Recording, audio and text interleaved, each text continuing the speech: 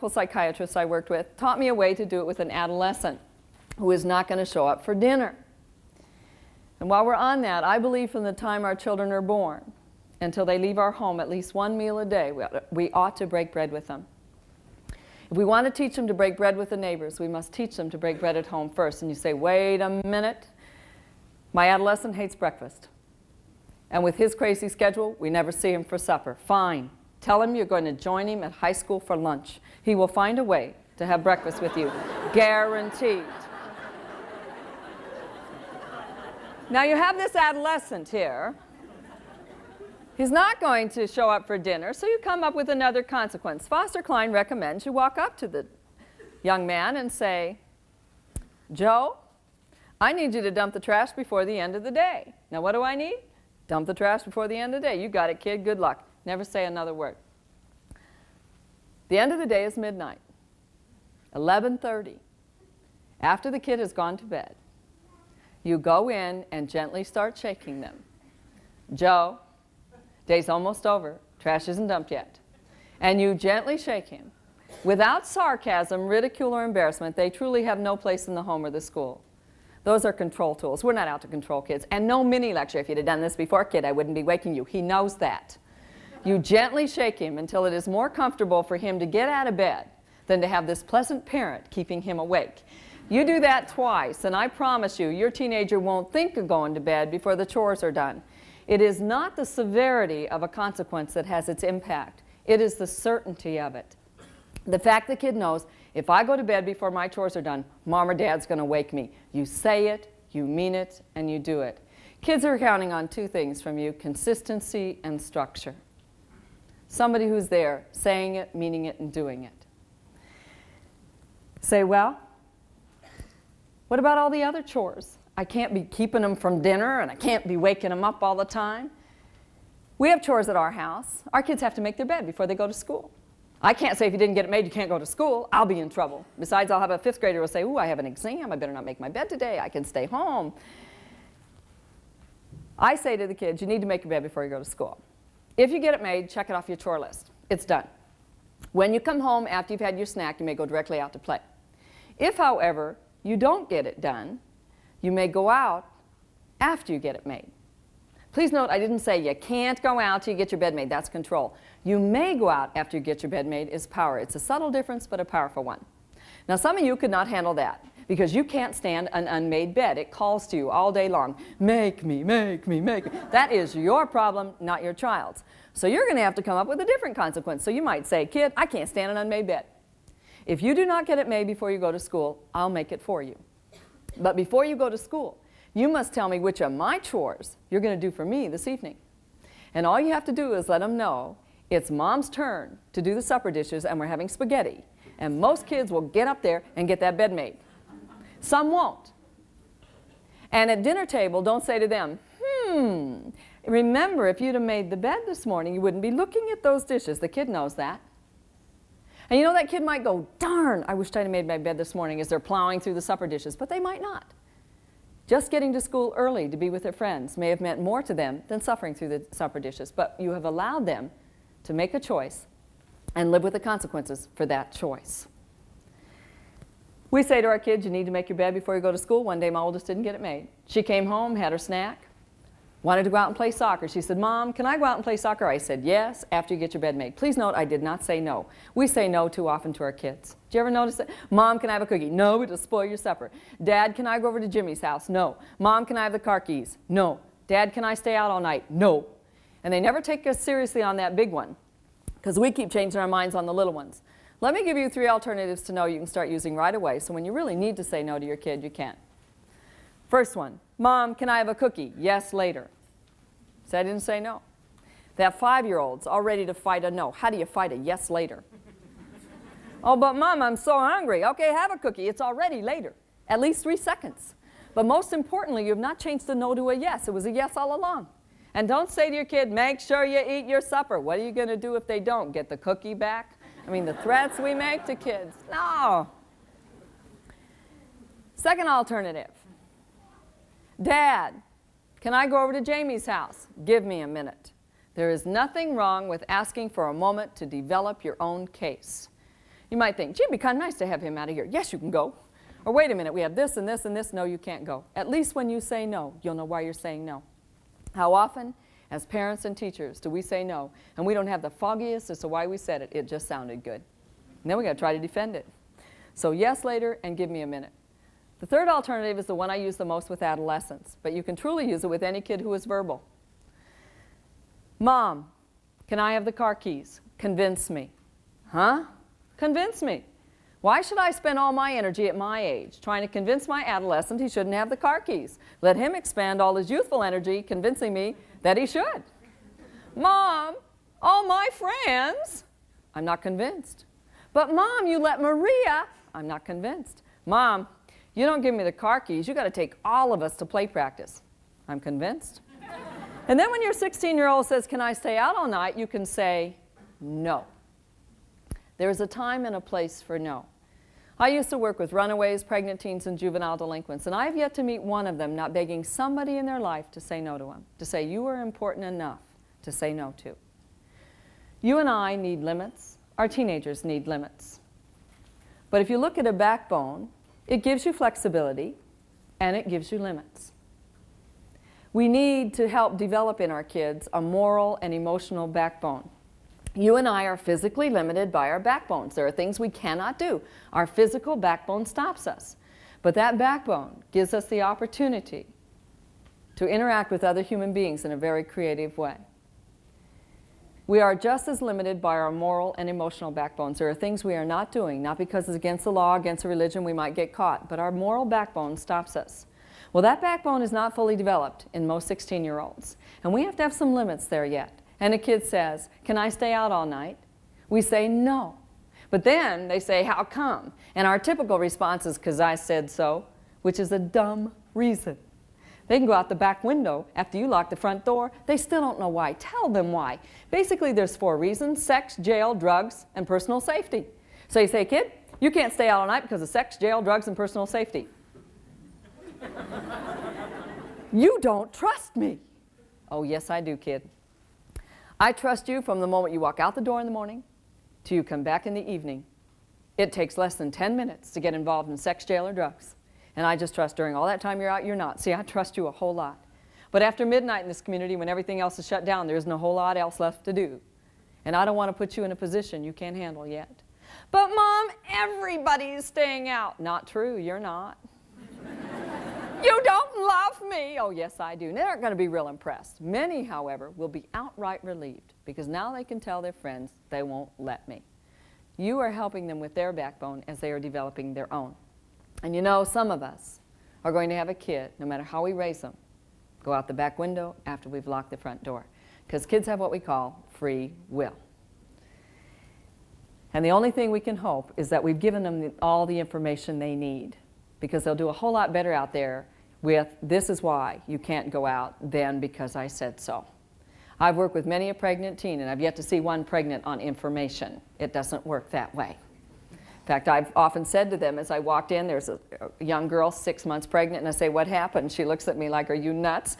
I say, no, what happened? She says, I didn't think I could get pregnant then. I said, when do you think you could? Have no idea. So we have to teach them, we have to guide them. And then hope they don't make mistakes. I like them to make mistakes when they're cheap.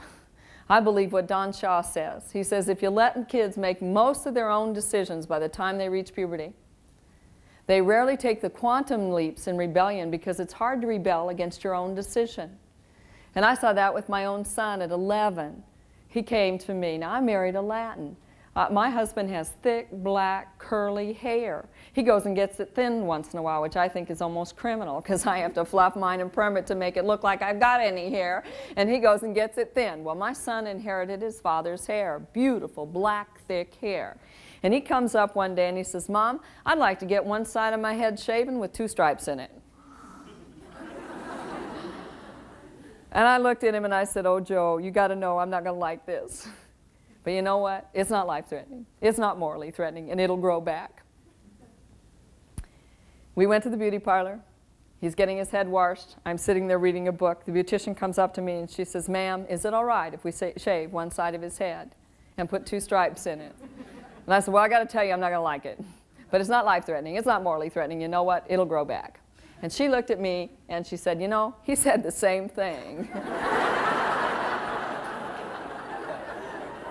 And she made that hairdo look so good for one day. You know, beauticians have an ability to do that. And he could not get it to do anything the next day. And his sisters, who usually give him a lot of grief, are in the bathroom with him with mousse and spray, trying to get this thing to look good, right? He finally went in and had the other side, not shaven, but reduced in volume a bit. And we all handled it. The most difficult part of it all, though, was going to family get-togethers, where the relatives look at you, and their first comment to me was, "You're on the road too much, Barb." I mean, I work 8 days a month. I'm on the road too much, right? Look what's happening to your son. The next comment is, if he does that at 11, what's he gonna do at 16? And I firmly believe you let them make those kind of choices when they're cheap to make. They rarely make the real expensive ones later, and I'm not just talking money. And one relative in particular was ripping him up one side and down the other, and his middle sister, Maria, who often gives him grief, came to his rescue and said, look, it's not life-threatening, it's not morally threatening, and it'll grow back. Right? So you let them make choices. We were on 3 alternatives to no. Give me a minute, yes later, convince me, and then say no when you need it. Well, Anna comes in, she has not made her bed, has her snack, wants to go out and play. And I said, you can go out as soon as you get your bed made. I didn't say you can't go out till you get your bed made, that's control. You may go out after you get your bed made. Well, kids are going to try 3 con games on us. They practice them in the womb. They know them long before you and I are ever aware they're playing games with us. If you can get good at not giving in to these 3 cons, I think you'll find you have a lot more energy left for parenting. Con 1, oh please Mom, please let me go out. I promise I'll get my bed made tomorrow. I'll make everybody's on Friday. Oh please, oh please. Begging, bribing, weeping, wailing, and gnashing of teeth is a con 1. Now the problem with con 1 is we tend to give in. And it affects the kid's ego. We say, okay, go ahead and go out. But tomorrow you get your bed made. What we have just said to that kid is, I don't believe in you. I don't trust in you. You're not big enough to handle the consequences everybody else in this household can handle. I'll take care of you. And how often do we do that to kids with special needs? Here's the rules for everybody else, hon, but not for you. Well, I will own as a parent, it's real hard not to give in to a con 1 around 3 groups of people. You get good at not giving in around these 3 groups, you got it made. First group's the general public. When you're in restaurants, grocery stores, field trips, churches, and on the mall, and the kid's going, please, we tend to give in. Second group, when the neighbors are watching, we tend to give in. The third group's the hardest group. You get good at not giving in to this group. You got it made. Grandparents. Grandma says, oh, let her have a hunk of chocolate cake. And I got to say, Graham, I got to respect Maria's right to choose not to eat that cake. Maria's going, huh? Well, you see, we have a guideline in our house. On regular days, dessert is served right on their plates. I don't care if they eat it before or after with their mashed potatoes because it's fruit. But on holidays, when we serve the gooey stuff, we say if you eat what's on your plate and you still have room, you're welcome to have dessert if you'd like it. Well, obviously, if she can't eat what's on her plate, she doesn't have room. But Maria's in a con 1, but Mom, the food part's full, the dessert part's empty. That is a con 1, don't give in. How do you avoid giving in? You be assertive. And I'm not talking that assertive aggressiveness where you attend assertiveness workshop and aggress all over everybody because you have a right. That is not true assertion. True assertion is your ability as an adult to recognize your own rights, your own needs, and your own wants for the 3 very different things that they are, and the rights, needs, and wants of the child you're dealing with, and in your wisdom to see all 6 of those in relationship to the whole. The child wants to go out and play. She needs to get her bed made, and she has a right to be treated with dignity and respect. She doesn't have a right to go out and play. She has a far greater right, and that is, as a human being, to be treated with dignity and respect. You may need and want your child to make their bed, but you don't ever have a right to use brute force, ridicule, or embarrassment. You don't have that right. You have a far greater right, and that is, as a human being, to be treated with dignity and respect. Your right, child's right, supersedes both parties' needs and wants. So how do you come back assertively? The kid's tears are rolling down his eyes, and please, oh please, oh please. You just calmly say to the kid, you may go out as soon as you get your bed made. But watch how you say it. We speak 5 ways. Our body, our face, our eyes, our tone of voice, and what we actually say. Only 20% of what we communicate to our children is done with the words we use. The other 80% is how our body speaks those words. It's like that little third grade boy who had a teacher who did not like third grade boys. The kid nailed her on it and said, "You don't like third grade boys." Teacher looked down at him and said, "Oh, hon, I love little third grade boys." He looked back up at her and said, "Would you tell your face that then?" Make sure what you're saying and what you're saying are one and the same. Your affect and your effect are the same. So you just very calmly say, "You may go out as soon as you get your bed made." Well, if a con 1 doesn't work, kids are going to try a con 2. They don't necessarily do it in this order, but it's a fairly typical order. "You mean, old mother, nobody else in the block has to make their bed. I hate you. This is dumb. This is stupid. How come Maria didn't have to make hers?" And Joey puts his pillow in the middle of the bed. And those of you who are step-parents will recognize this one. "You're not my real father. Wait till I go see my dad this weekend. He doesn't make me do it." And you could just go. Con 2 is anger and aggression. Con 1, we give in. It affects the kid's ego. Con 2, we hook in, and it affects our heart. We get angry back. "Don't you talk to me like that. Don't you ever talk to your mother like that." And what we forget is that aggression only begets more aggression. If they get angry and you get angry, they'll get angrier, you'll get angrier, they'll get angrier, you'll get angrier, and you have to explain to the child abuse team why you wrung your kid's neck over making a bed, because you're going to lose it. Have you ever in anger said something you wished you hadn't said, done something you wished you hadn't done? Do you know why that happens? When you get angry, the adrenaline rises, shuts off the thinking portion of your brain, not theirs, yours. So aggression begets aggression. Now passivity invites it, so we don't want to be a passive parent. "Oh, don't talk to me like that. Wait till your mother gets home," or "wait till your father gets home," whichever the case may be. Aggressive people seek out passive people to attack.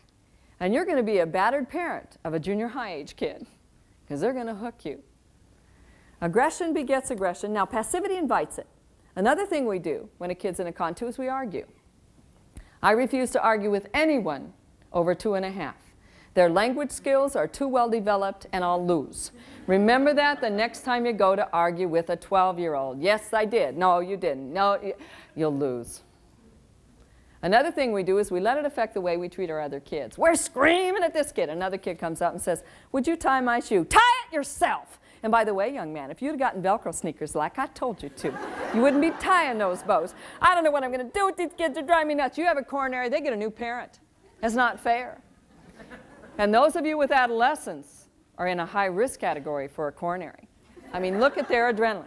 Feet are too big, hands are too big, they're too small, voices are up, voices are down, zits are coming out all over their faces, hair's not growing out, it's a mess. They come in the front door all smiles, 2 minutes later in the bathroom crying. You say, "What happened?" "She used my comb." You say, "Oh my, are we going to make it through this?" Yes, but you can't keep hooking into a kid's adrenaline. Aggression begets aggression, passivity invites it.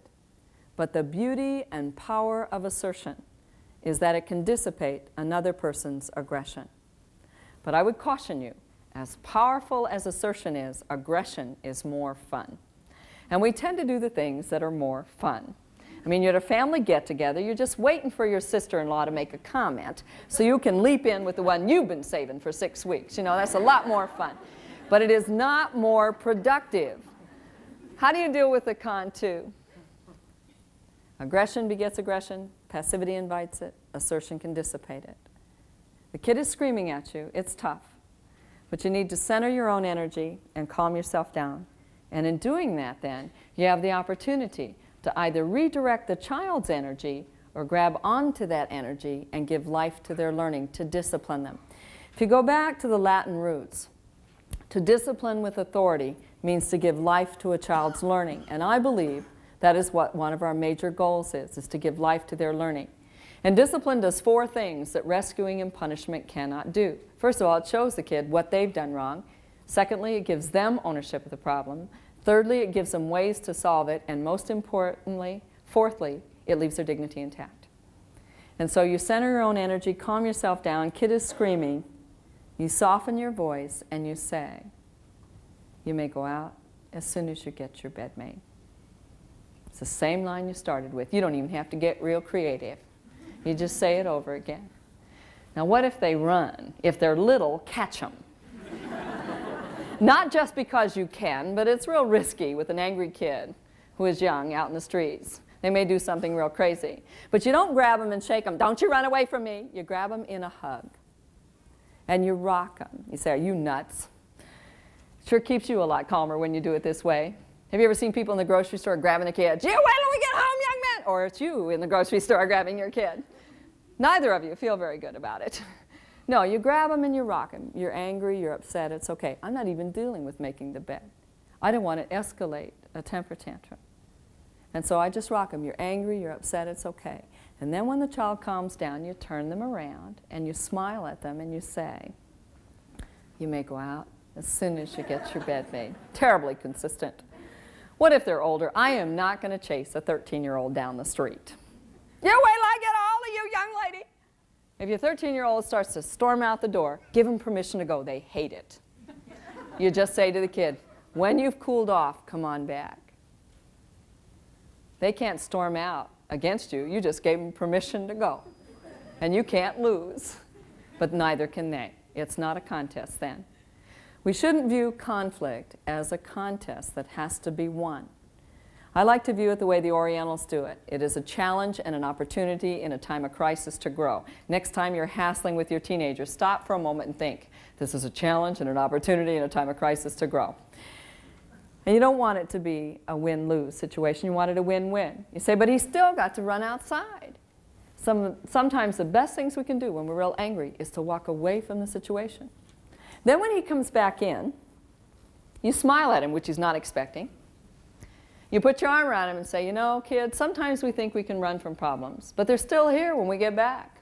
Another time, not now, but another time we're going to talk about how you can handle situations without running from them, because I know you can. Meanwhile, kid, you may go out as soon as you get your bed made. And what they realize is you say it, you mean it, and you follow through on it. What if a con 2 doesn't work? They're going to try a con 3. This is the most powerful con any kid has. No one can make a kid do something they choose not to do. In fact, there are 3 groups of kids who don't bother with 1 and 2. They go directly to 3. The 3 groups of kids who go directly to 3 are the 3 ages of rebellion.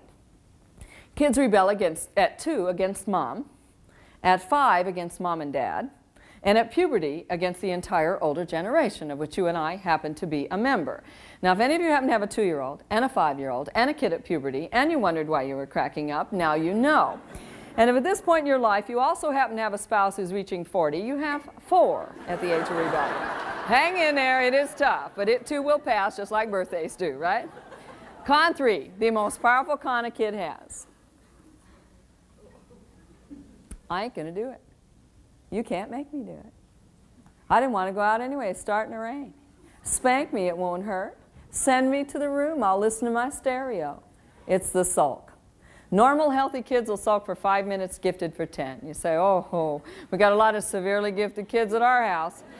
No, what we have are a lot of kids who have learned how powerful that con is. Con 1 we give in. Con 2 we hook in to. But con 3 throws us into a 1 or a 2. Oh, come on, you can do it. I'll help you. Or wipe that smirk off your face. I'm going to wipe it off for you. And they have us. How do you deal with a con 3? Same way you dealt with 1 and 2. You may go out as soon as you get your bed made. Don't be surprised at that point if the kid doesn't go, I know, I can go out as soon as I get my bed made. And they mock you beautifully. Bite tongue. It is their way of saving face. I'm not saying ignore it. I've had parents say to me, I'm not letting any kid of mine talk to me like that. I said, well, what are you going to do? Smack them. I'll show them. I said, about all you've shown them is when they're bigger they can hit. What you need to do is not ignore it. You need to not empower it. And there's a difference between ignoring something and not empowering something. The way you don't empower something is by immediately empowering something else. So when the kid is saying, I know, I can go out as soon as I get my bed made. And by the way, that's the one that pushes every button I've got. Each one of us need to know which con will push our buttons. Some of you, when the tears roll, you can't resist, you give in. Others of you, when a kid gets angry, every button you've got gets pushed, and you hear your mother's words roll off your tongue. And you swore you would never talk like her. But they've got you. And for me, it's that and whoo. And the way I handle it is I center my own energy, calm myself down. The kid goes, I know, I need to get my bed made, then I can go out. And I say, you got it. You may go out as soon as you get your bed made. And what the kid sees is, none of this is working. Now, what if they storm up to their bedroom, slam the door, put weather stripping on the door? The only people that are going to question that are people who go to buy your home when you put it on the market. Weather stripping on the door. No, let them go up there. Don't give them grief. Don't hook into it. What if it gets to be supper time? Invite them down. Don't say to the kid, okay, you don't make your bed, no supper. What we tend to do, if a real world consequence doesn't seem to be working, or we haven't given it time to work, we start punishing. Okay, then no supper. And the kid said, that's all right, I got enough food up here to last me at least a week. And we, you're grounded for 6. Now I got a kid home for 6 because he didn't make his bed. Now, stick with it. Invite the kid down for supper and start over. And don't even bring up the bed. And pretty soon you realize this isn't a big issue with anybody. And if I'd like to go out tomorrow, I'm going to have to make my bed. What if he goes up and goes to sleep in an unmade bed? Have you ever slept in an unmade bed? It's not life-threatening. It's irritating, but it's not life-threatening. So the next day he knows that he'd like to go out that day. When he comes home from school, he's going to have to get his bed made in the morning. You say it, you mean it, and you do it. Kids are counting on consistency and structure. You say, but what if I go up there and the bed is very interestingly made? Top cover looks great, undersheet is trailing 3 feet beyond the bed. Now I can walk up there, grab the top cover, and rip it off and say, do you call this a made bed? Which is a dumb question. You just unmade it. No, you just walk up there and say to the kid, I can't accept this, you need to do it over. Oh, please, Mom, you got to accept, it's time to go to school. I can't accept it, you need to do it over. Hey, it ain't my fault, Maria, I can't accept it, you need to do it over. I ain't doing it, I know, you can't accept it, you need to do it over. There's the same 3 cons again. Sometimes kids do them real fast. You just keep coming back with what you need from them. But the standard you set should not be rigid brick wall, bounce a quarter off that bed. It shouldn't be jellyfish where anything goes. You need to teach your kid what you're expecting for their bed to be made. If you walk into our home, we've got 3 different kids that are like day, night, and afternoon. Anna's got her bed very neatly made. Maria, who layers her clothes, layers her bed. She's got one coverlet and another coverlet and some pillows and stuffed animals. Joey puts his pillow in the middle of the bed. He's on the 5th percentile in height. He sleeps in the middle of the bed. What's wrong with it, right? You have some bend there. And before you set too many standards for your child's room, check your own out. If you want to teach them something, do it yourself. And make sure that your expectations aren't too high for your kids.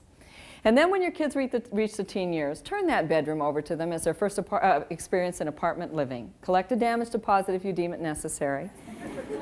But you know, you've taught them to clean their closets, you've taught them to vacuum, you've taught them to make their beds, you've taught them all those things during the course of their 2 years old on up. Now let them have their room. And the only conditions we put on our adolescent is once a week you strip the bed and change the sheets, and you vacuum the floor. Basically, it's free of bugs that way. And one day my oldest came down and she said, Mom, Saturday I think maybe I better plan some time to clean my drawers. I couldn't believe it. My adolescent wants to clean her drawers. She said, yeah, I can't get them open. They will use the skills we teach them when they need them. And just to wrap up on chores, I think first thing we have to do with children is to model it for them, and then to teach them, and then to guide them through it, and let them do it on their own. If I don't pay them, do you ever give your kids money? Yes. Our children get allowance, get money for one reason. In this culture, we happen to use money. Now, if we use chickens, I'd have to teach them to use chickens. But we use money. So our children get money for one reason. They need to learn to handle it. They need to learn to do 3 things with money: spend money, save money, and give money. And we teach them at a very young age to do that. And the rule we use at our house is when you don't eat it, you can start getting an allowance. Some kids that's 2. Some it's 4. But when they don't eat it, you can start giving them the allowance. You say, how much do I give my kid then? You have to ask yourself several questions. 1, how much can I afford? 2, how much do I want to give them? And that's not the same question. 3, how much can the kid handle? And 4, what does the kid need it for? Obviously, 2 junior high age kids, 1 needing to buy all of her extracurricular activity tickets, her lunch tickets, school supplies, and her own clothing, needs a larger allotment than the kid who only needs it for extracurricular activity tickets. So you have to ask yourself those questions. You start giving them money when they don't eat it, and they get it just because they need to learn to handle money.